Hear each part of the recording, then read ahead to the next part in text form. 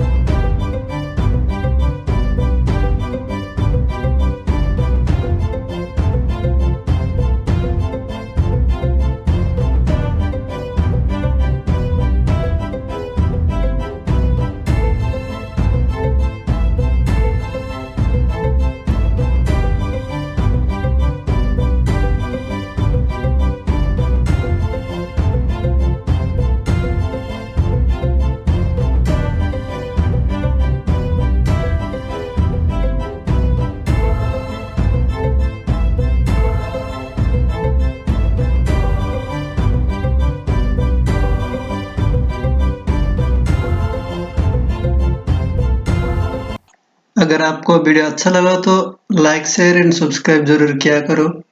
Subscribe करने के बाद जो घंटी बेल आते है उसको भी दबा दीजिए ताकि आने वाले वीडियो का नोटिफिकेशन आपके पास पहुंच सके। थैंक यू दोस्तों।